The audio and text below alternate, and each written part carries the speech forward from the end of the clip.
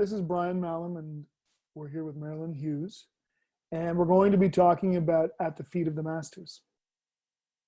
And this is a really interesting book because inside, I just opened it up, and here's Taoism, and here's Confucianism.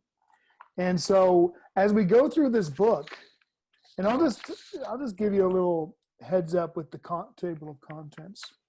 And we're just jumping right in, aren't we? We're not messing around. Let's jump. Let's do it. In the introduction, we're gonna look at masters from Hinduism, Sikhism, Jainism, Judaism, Talmudists, Kabbalistics or Kabbalah, mystery religions, Zoroastrianism, Buddhism, Pure Land Buddhism, Tibetan Buddhism, Tantric Buddhism, Zen, Taoism, Confucianism, Christianity, Native American, Tribal, African, Aboriginal, Islam, Sufi, and Baha'i. And what's really amazing about this is that's how this is written from beginning to end, is just with photos of the masters. Now, I studied Kundalini yoga, and so that kind of gets into Sikhism somewhat. Yogi Bhajan,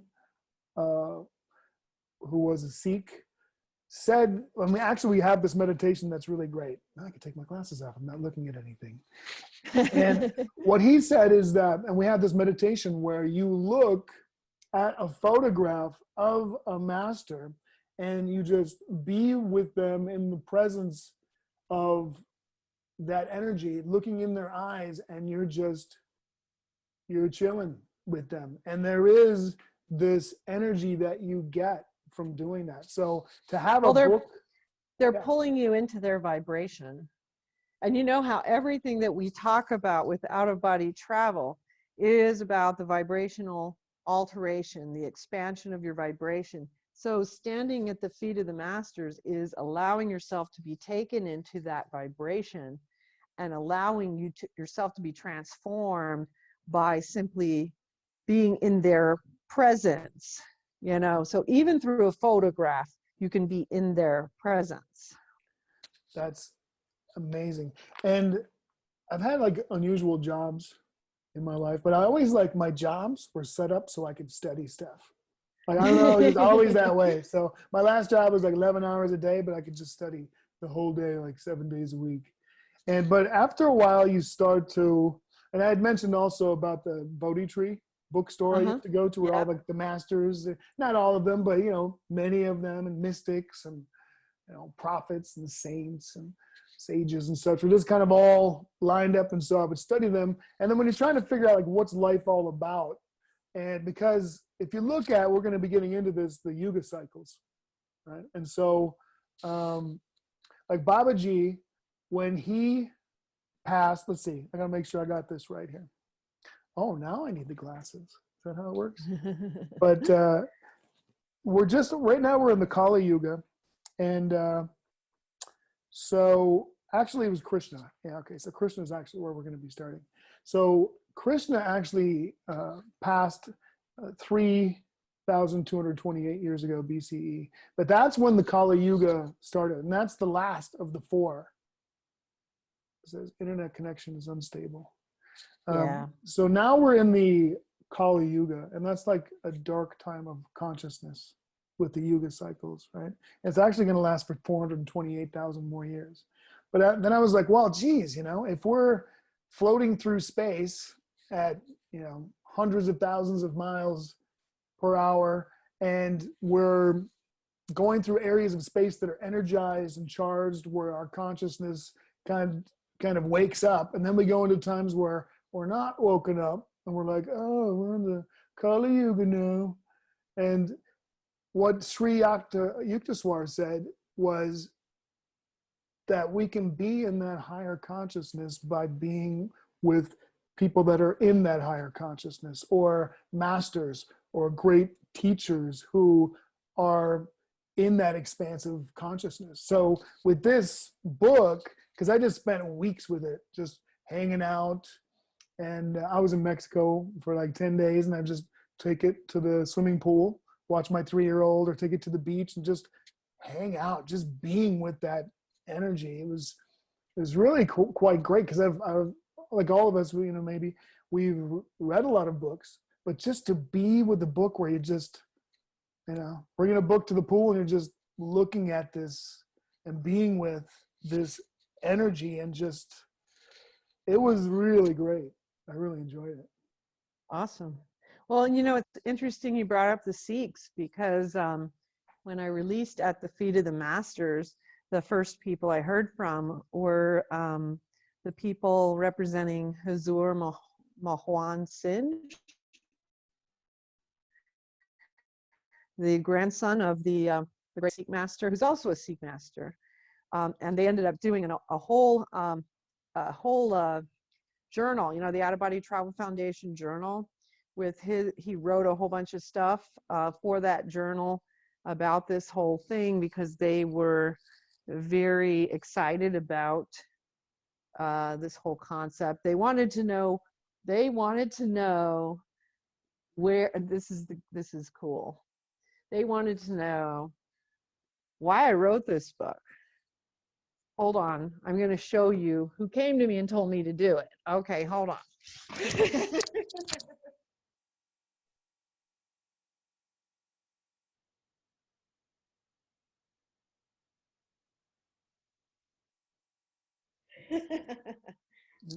So, let me take a looky, see.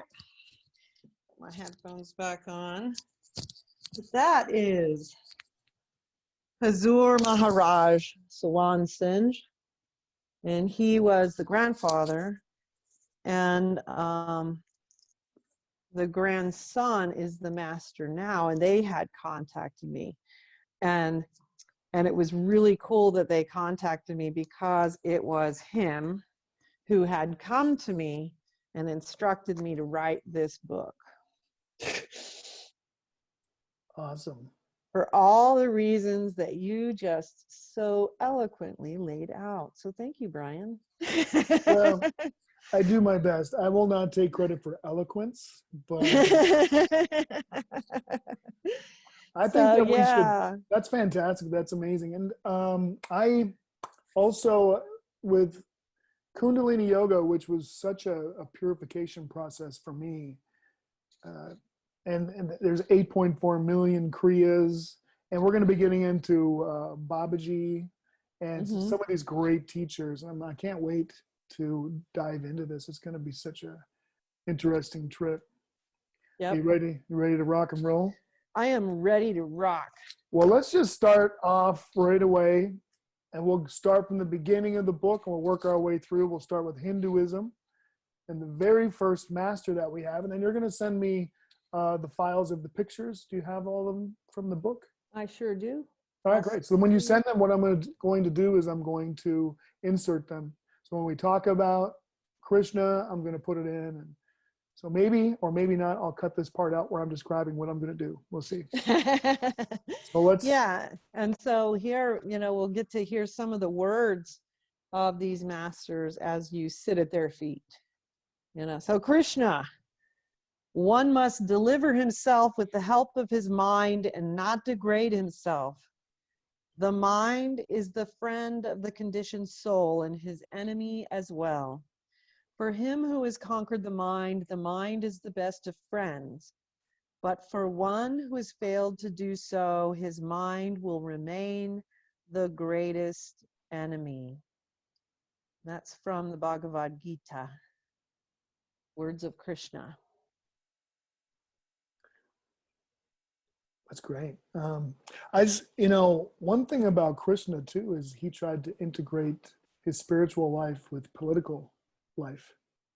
And there was a great war during his time, which was very disappointing. But I think that's very interesting with the times that we're living in right now. The War of the Pandavas, is that the one? Yeah. Okay. But it's interesting that, we may live in interesting times. Here we are. Yeah. And this is a great teacher because being conscious, and because we can have a really great heart. Like I am very spiritual, but we're not conscious. And so we can be led with our great heart into things that we believe that aren't really true because we don't have consciousness. Right. And so Exactly. I think it's just so important. I think it's so great that Krishna also tried to integrate political life in seeing it with consciousness and spirituality. Yeah. Yeah, and that was one of the unique things with him. Another one of the unique things with him was that he was also, he had a very similar birth, ironically, to, well, similar but different to Christianity. What was different is that he was foreordained to be born of Devaki, who is our second master.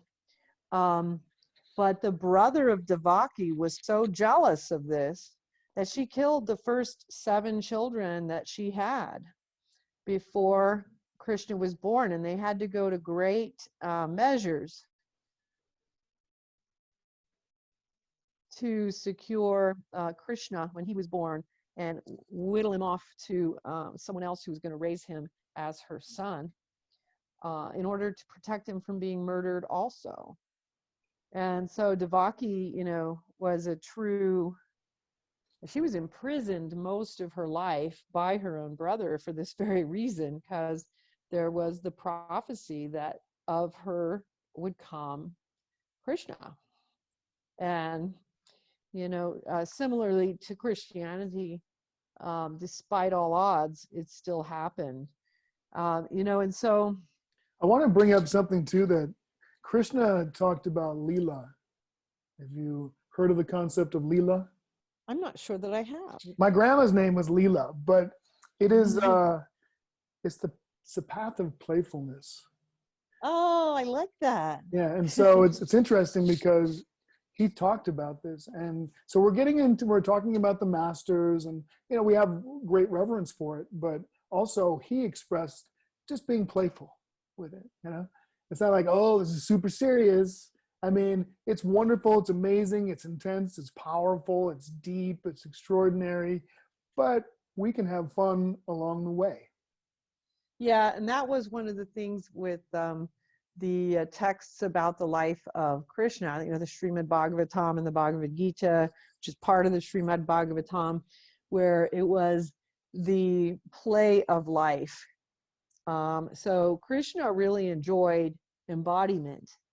He reveled in playing the flute and frolicking around the fields and playing with his friends in the, so there was a lot of that playfulness, and it's interesting too. It's unfortunate that some of that has been lost in Christianity, but when you experience Christ in the spirit, that is also present with him and with most of the masters, depending on what you are seeing them for, because sometimes they're very serious, but there is that playfulness that is present within, because that's part of the whole kit and caboodle, of the spiritual life. Swami A.C. Bhakti Vedanta Swami Prabhupada, and this was from the Srimad Bhagavatam. Devaki, the mother of Krishna, offered her prayers. She said, "My dear Lord, your eternal forms and millions of similar incarnations emanating from Vishnu are described in the Vedic literature as original. Such eternal forms are ever cognizant and full of bliss. They are situated in transcendental goodness and are always engaged in different pastimes. You are not limited to a particular form only. All such transcendental eternal forms are self-sufficient. I can understand that you are supreme." So it was Devaki and Vasudeva who actually gave birth to Krishna, but it was Yashoda and Nanda who brought him up, because they had to switch the babies in order to save Krishna from the crazy brother-in-law, So Kamsa was the brother who was determined to prevent Krishna from being born.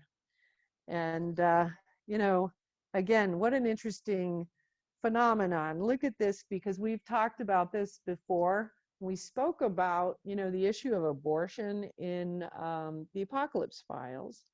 We talked about trying to control God.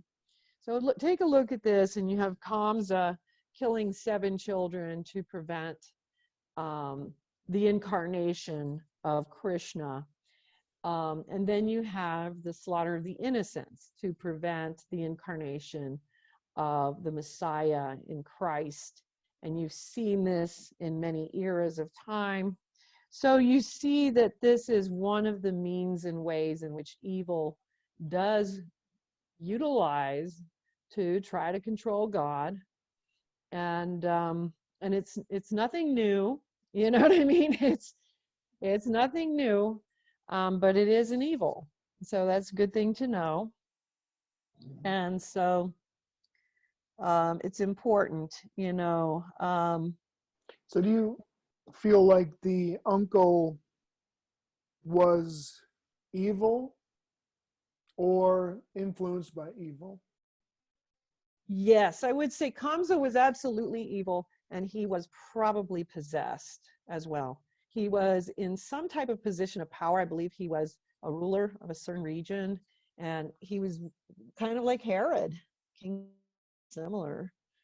I do think he was very likely possessed as well. We don't know that for sure, but if you read the Srimad Bhagavatam and you look through the texts, he sure behaves as though it was definitely some kind of incarnate evil thing that he was definitely bringing in. One of the neat things that we can just not forget to touch on while we're moving through here, there were some things that were mentioned in the accounts at the time of Krishna's birth. And it says, there were auspicious stars visible in the sky, and on that surface in all towns and villages and pasturing grounds, and in the minds of everyone there were signs of good fortune. The rivers were flowing full of waters, and lakes were beautifully decorated with lotus flowers. The forests were full with beautiful birds and peacocks. Just on the point of Krishna's appearance, automatically their minds became full of joy because they could hear transcendental vibrations in the sky proclaiming the appearance of the Supreme Personality of Godhead. What's that remind you of? Anything? Oh, I don't know. There's only 2.3 billion Christians in the world. I know, it's beyond me. A lot of similarities in that, and it's kind of a beautiful similarity there, I think. And I feel that also in the stars, as they say, any auspicious being is showing up in the sky. Well, and that is reflected below. in a lot of the ancient sacred text with a lot of the auspicious ones. They do show up with unusual signs in the skies. Yes, they do. We don't have the record of every single one of them, but you do see that recorded in some. So yeah, I think that probably is the case. That's great. But then when we go on to Babaji, who you already mentioned, Babaji, one of the things he would say was, love is the undisturbed balance that binds this universe together. I just really wanted to pause for that for a minute because I just released a book called The Lord of the Redemption, Hermetic Archtronics, the Saviors and the Tachyon Teachings and Out-of-Body Travel. And this I was going to use that title for my next book. Were you? Okay, I'm so sorry. Stole it from me. I must have got it, in the dream time. And just went like, hey, that looks like a pretty cool title. I know. But this one little thing he says here, really, there is so much more in this sentence, because it is reflected in the tachyon fields when you travel through them, that love is the undisturbed balance that binds this universe together. it is impossible to adequately express what the word, because the word love is not adequate for what that actually means in terms of vibration, energy, and field of being. And so there is so much more in what those words say than meets the eye. So, that's a good point to meditate upon. And so he continued by saying, even in the world, the yogi who faithfully discharges his responsibilities without personal motive or attachment treads the sure path of enlightenment.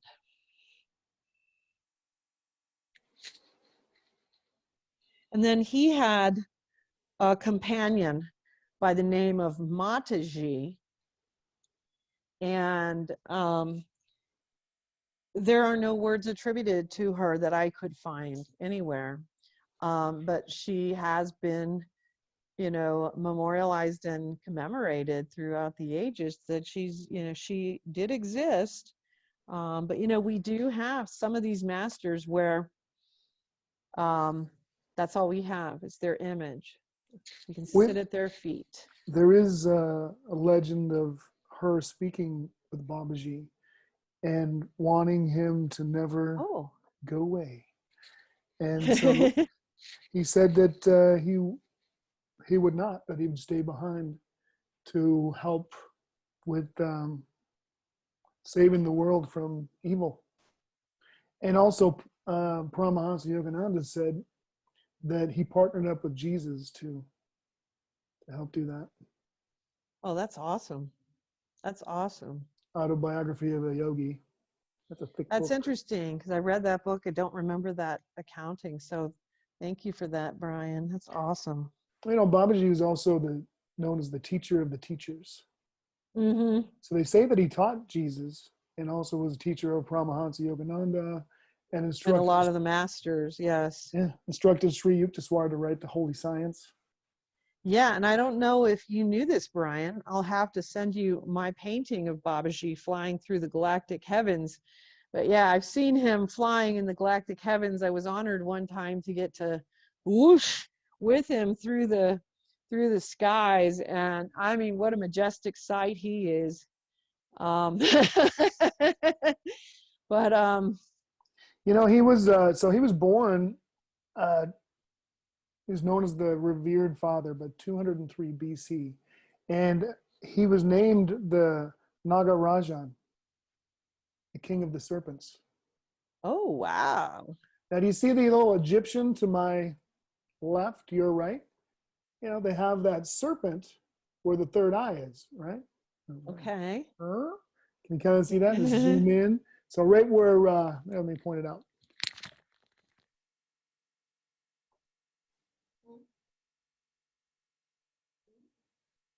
Oh, I see. Okay. That little serpent is the sign that this being has reached enlightenment.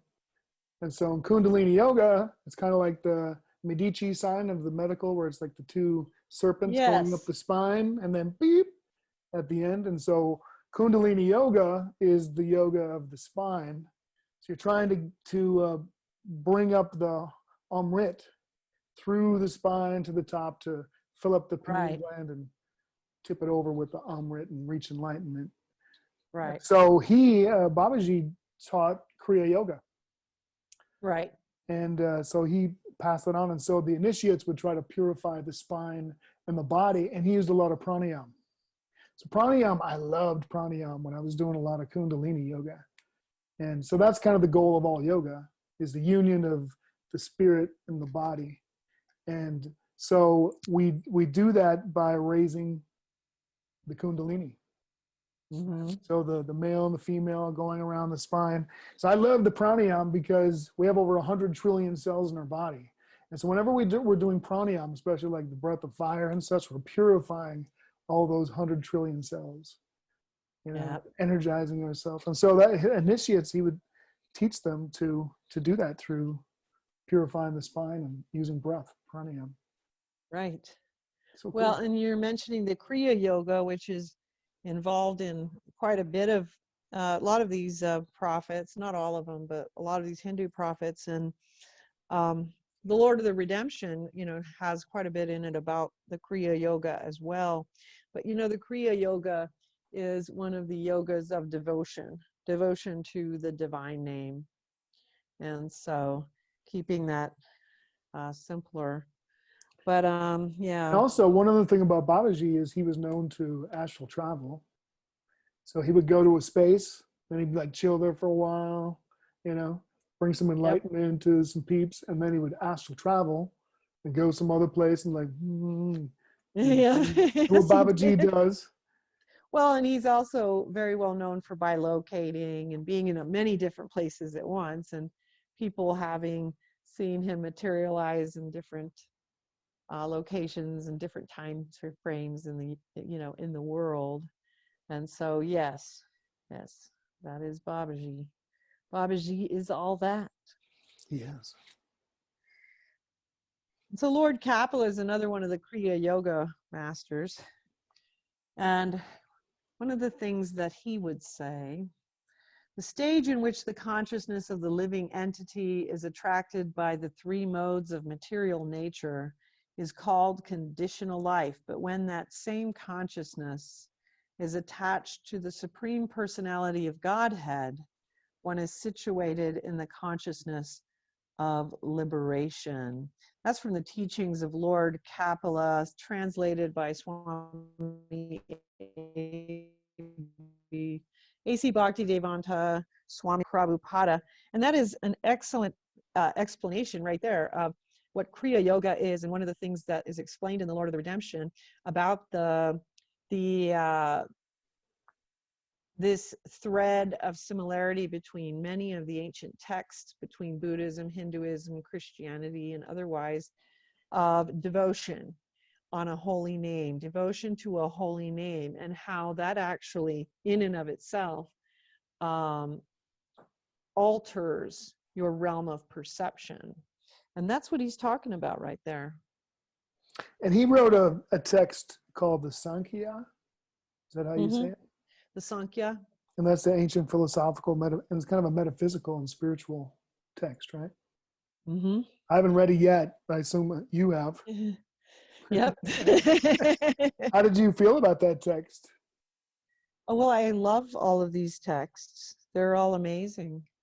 I'm sure you have your favorites. It's just that, so this was written, a while ago. Just wonder how it translates, compared to some of the more contemporary works, as far as readability and diving into it, losing yourself, or. I personally like the older stuff versus the newer stuff, the contemporary stuff. So, I'm a little weird that way, kind of a little bit of a nerd. I like the older things because there's a level of authenticity to it that sometimes in the more contemporary accountings we can water things down, whereas in the ancient writings they're less likely to do so. But the Sankhya is also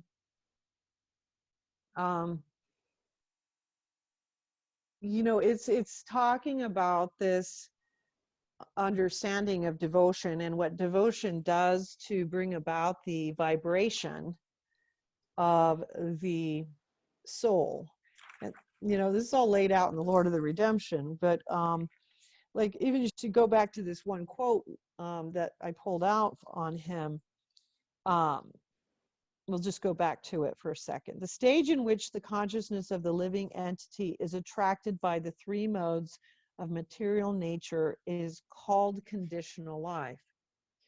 So that's us when we're just focused on the ground. But when that same consciousness is attached to the Supreme Personality of Godhead, so that's when we are just literally shifting our focus from that singular focus on the material world to the divine name, the divine reality, we immediately become situated in the consciousness of liberation. He's speaking of vibration there. You know, one of the things about the masters that I'd like people to understand is, you know, people read their words and they read these texts and they're like, cool, that's neat, you know, but one of the things they're not understanding is that vibrationally, these books and these texts and these words mean many things on many, many different levels of vibration. And you may understand it on this physical level. And you're like, okay, that's cool, you know, but you're not getting it because you're not really understanding. But this is why it's vibrational. Knowledge is vibration. Let's just remind, knowledge is vibration. And remember, Babaji said, love is the undisturbed balance that binds this universe together. So,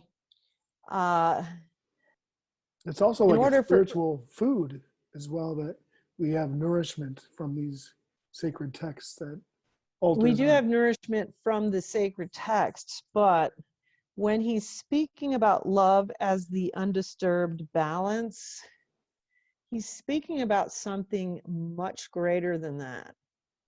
But this is, you know, I'm not going to say more about it because the only way people can understand it is by practice. So I want people to do the work. So I'm going to let them. I'm going to sit back and let them. Fair enough. Because, you know, we can hand feed the morsels and stuff, but we also want people to understand that the realizations come on energetic levels. They're not going to happen.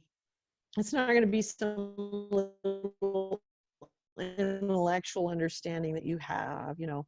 It's going to be like something changes vibrationally. It's like, oh, now I understand why she was pointing out that sentence is basically laying out the tachyon fields. But I don't expect anyone to get that who hasn't been to the tachyon fields. But I know Babaji has been there. And tachyons, isn't that where anything is, there's any kind of potential? No, that tachyon fields is the realms where everything travels beyond the speed of light. It is the realm where the masters go once they have finished their work here in this realm. So this is literally the realm beyond the speed of light. This is where do we go as human souls when we complete our work here? We're going beyond the tachyon field. So those masters who left these ancient sacred texts, that's where they went. You know, they may not still be there. They're probably somewhere far beyond that now. But that's the next step beyond the human potential, the human evolution. And so what I'm telling our listeners here is listen closely to what Babaji is saying, because it contains the secret. Love is the undisturbed balance that binds this universe together. That explains what the tachyon fields are. And that is the goal. That is where the human soul has to reach in order to finish up here, in order to finalize their time, their sojourn here in this realm. But it has to, one of the things that we do as humans is we hear these things, we dismiss them, we move on. Or we want to keep talking about it too much, so much so that we almost dilute it. We don't want to dilute it. I want people to hear exactly what he said, and I don't want to expand on it because he said it exactly as it is. So love is the undisturbed balance that binds this universe together. That's what you take to meditation with you. And, you know, you let the Holy Spirit reveal that to you. Babaji might reveal it to you, you know, because he does help souls. You know, he's come to help me a few times throughout, you know, the years. And the masters do this. You know, they come back and assist. And that's one of the things that they will do. But we want to remember, don't belabor it, but hear it. And remember that what you're hearing now won't be the whole truth. It'll be part of it. But what will happen is that the whole truth of that will reveal itself more and more as your soul unfolds and graduates into higher and higher vibration. So, you know, the first time I heard Babaji say that, it meant very little to me. And today I can read that and say, oh, I know what he's talking about. He's talking about the tachyon fields. But I can only say that because I was there in the last 2 months. You see? Mm-hmm. And so this is where we want to just be careful with it. So we don't want to add too much to what they say. You know what I mean? We want to just allow it to be. Allow them to say what they say, yes. Mm-hmm. Because they know what they're doing.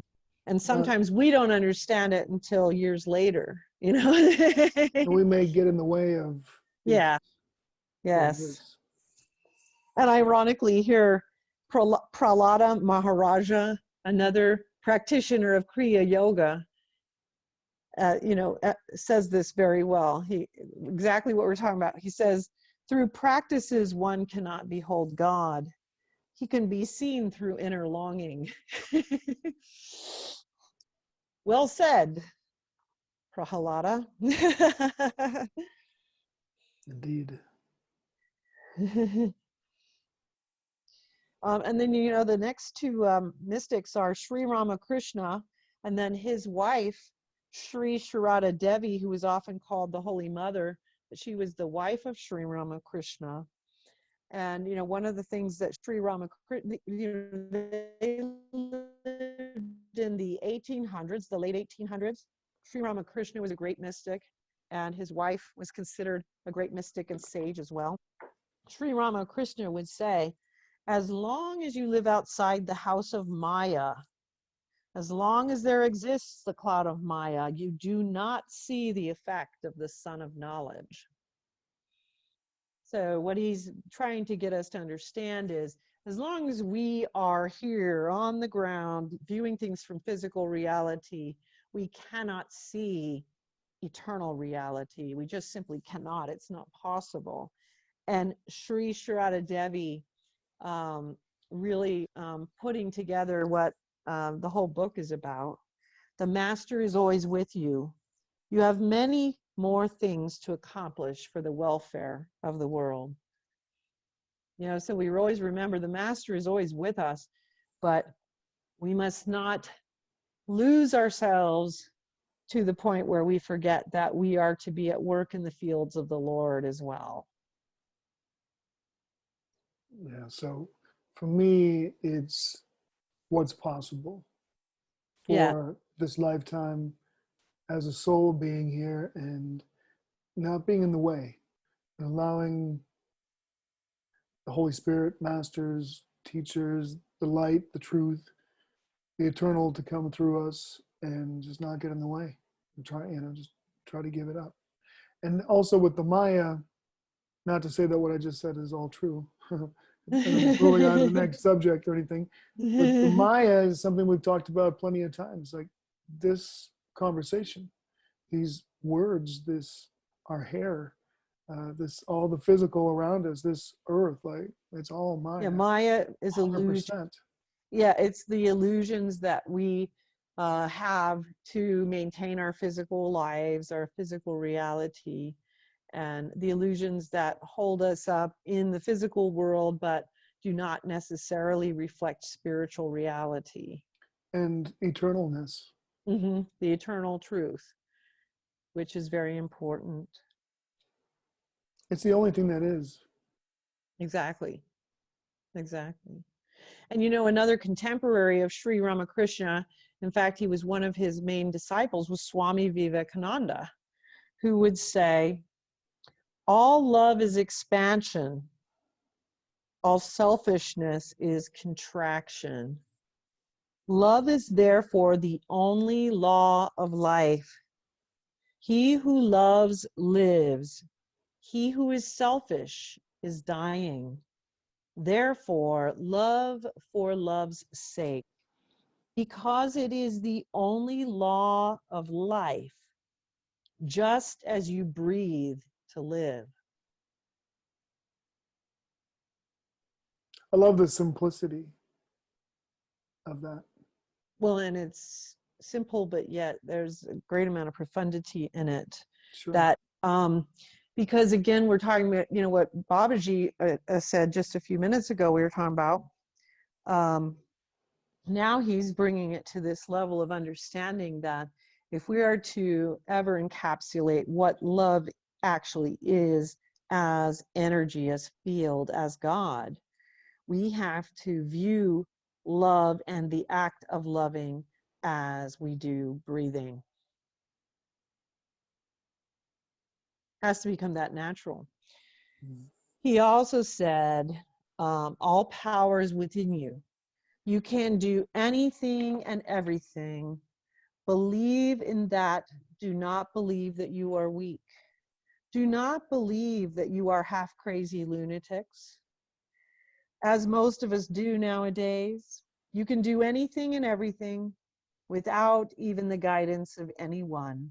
Stand up and express the divinity within you, which I thought was an excellent quote for all people of all times, because those who do become awake are often, you know, ostracized just a little bit for being a little bit different, you know, than the rest. And it's a call to courage, you know, that's what we're here to do. Just do it.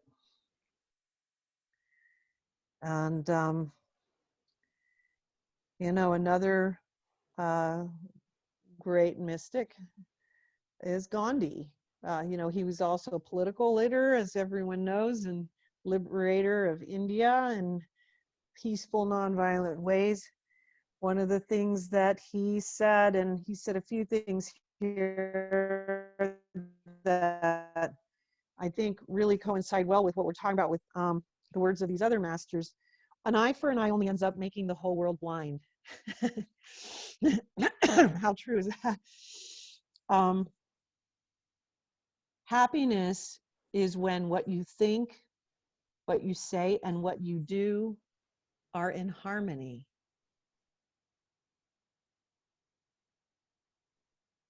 Sometimes I like to give a little silence after something like that, because that's very, very, very well stated.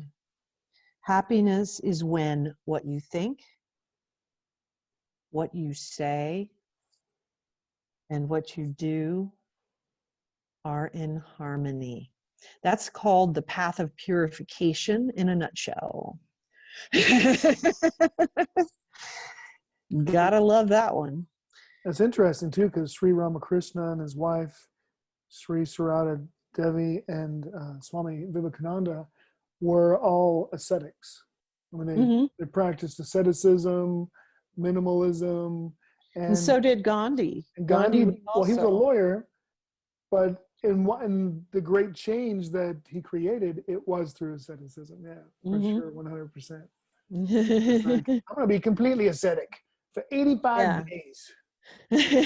Like, no food, nothing, unless you change your ways. Okay, we will. Just eat some food. Like, okay, I'm going to wait another day. Just come on, Gandhi. Yeah, well, and one of the things Gandhi also said was, where there is love, there is life.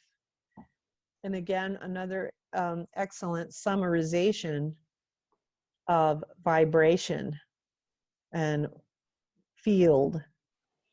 There's a lot within the words of the masters that I'd like people to, you know, listen to as vibration and field.